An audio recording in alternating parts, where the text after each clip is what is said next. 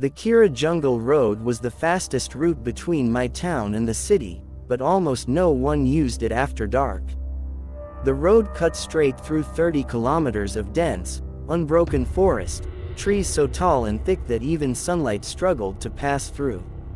I never believed the stories people told about that road. Strange lights, voices in the trees, cars that entered the jungle but never reached the other side. To me, it was all just village superstition. But on the night of September 18th, I learned the truth the hard way. My shift at work ended late, much later than usual. By the time I stepped out of the office, the streets were almost empty.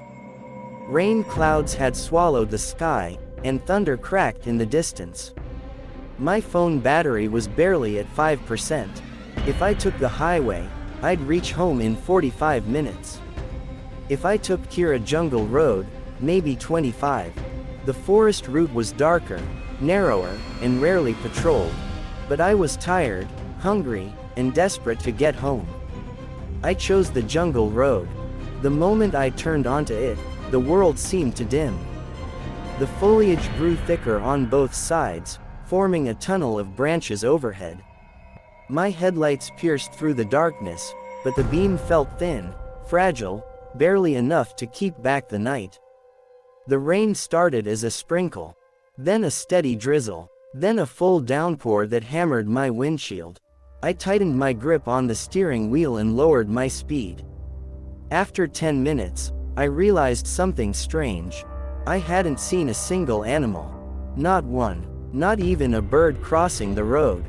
No barking. No movement in the trees. Nothing. It was like the entire forest was holding its breath. I kept driving. The road twisted left, then right, then straightened into a long stretch. My wipers fought against the storm, barely keeping the windshield clear. Then my headlights caught something. A figure standing on the side of the road. I braked hard. My tires skidded, splashing muddy water everywhere. For a moment, the figure vanished behind a curtain of rain. When my car stopped, I peered through the glass. A man, tall, thin, soaking wet, dressed in white. He stood completely still, his head slightly tilted, his hands hanging loosely at his sides.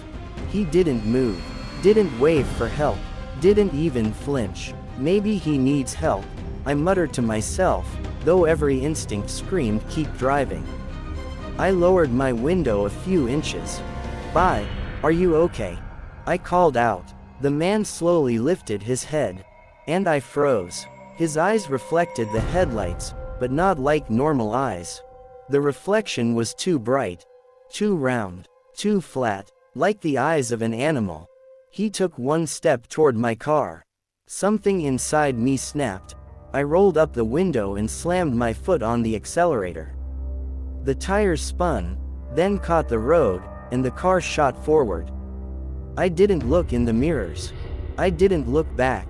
I just drove. The rain only grew worse. My heart was racing so fast I could hear it pulsing in my ears. My hands shook on the wheel. I tried to tell myself the man was just lost. Maybe he was hurt. Maybe the rain made his eyes look strange. Maybe not. A loud crack of thunder made me jump. Then my phone vibrated in the passenger seat. I snatched it up. 1% battery left. A message notification blinked on the screen, despite the fact I had no signal this deep in the jungle. Unknown number. Don't stop the car. My breath hitched. Before I could process it, the phone died. The road stretched endlessly ahead, swallowed by darkness. I told myself it was just a coincidence. Maybe the message came through earlier before the signal dropped. But the timing was too perfect. I drove faster. The forest pressed closer to the road, branches scraping against the side of the car. The sound was like fingernails dragging across metal. Then the engine sputtered. Just once. Just a hiccup. But enough to make my blood run cold. No, not now. I pressed the accelerator gently. The engine coughed again. Rainwater must have gotten into something. The air filter. The spark plugs. I didn't know. But the car was struggling. And in the middle of a jungle road, with no signal and no backup. I was in trouble. I tried calming myself. Only 10 or 12 kilometers left, I whispered. Just keep moving. The road curved slightly to the right. And that's when I saw it. A car, parked sideways across the road, blocking it completely. Its windows were shattered. Its body was crushed, as if something enormous had bent it inward. The roof had claw marks, deep, long scratches running all the way across. No accident could cause that. Lightning flashed overhead, illuminating the scene for half a second, and in that half second, I saw movement in the trees behind the wreck. A shadow, not a human shape, not animal, something wrong, something too tall, too thin, its limbs bending at unnatural angles. I slammed the brake again, but this time my car didn't stop in time. The tires slid on the flooded road, and the front of my vehicle hit the wrecked car with a dull, crunching thud. Airbags didn't deploy, but the jolt knocked the breath out of me. For a moment, everything went quiet except for the rain. Then, tock, tock, tock, a tapping sound, not on the windshield, not on the roof, from the back seat. I didn't turn around. I couldn't. My body locked up, frozen in terror. The tapping came again, slow, insistent, like someone gently knocking with a single knuckle. Then a low whisper, so soft it blended with the rain. Don't stop the car. My heart stopped. That was the same message I received. The same words. I forced myself to breathe. My fingers trembling, I shifted the car into reverse. The engine shrieked but responded. I backed away from the wrecked vehicle, trying not to look at the mirrors. The whisper in the back seat grew louder. Don't stop. Keep driving. I hit the accelerator. The car shot backward until I almost spun out. Then I straightened, shifted to drive, and sped down the road again, this time even faster than before. Branches lashed against the sides like angry hands. The jungle blurred past. Then, in the corner of my eye, I saw something that made my blood turn to ice. A figure running alongside the car. Not on the road, in the trees, keeping pace with me, its limbs twisted, its movements jerky and unnatural, like a puppet yanked by invisible strings. I pressed the pedal to the floor. The speedometer climbed, 40, 60, 75, but the figure kept up. Then, it leaned out from the tree line and slammed its hand against my window. The glass cracked, not a little. A spiderweb pattern exploded across the whole pane. I screamed and swerved the car, nearly losing control. The thing melted back into the darkness. I didn't dare slow down.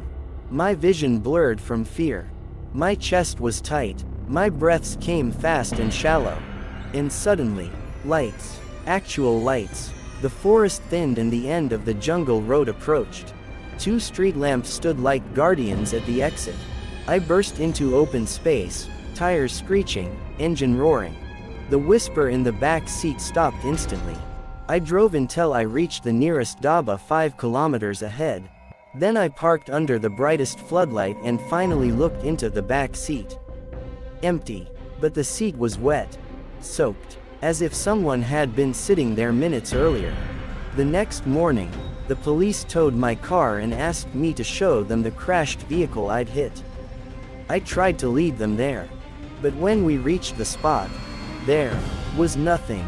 No wrecked car, no broken glass, no claw marks, no footprints, no sign anyone had ever been there. Just an empty road through a silent forest. The officers brushed it off as stress, exhaustion, nighttime confusion. But I know what I saw, what I heard, what followed me. I never use that jungle road anymore. And sometimes, late at night, when it rains, I still hear a faint whisper from the back seat. Don't stop the car. If you're new to the channel and enjoy horror stories, make sure to like the video, subscribe, and share it with your friends for more terrifying tales.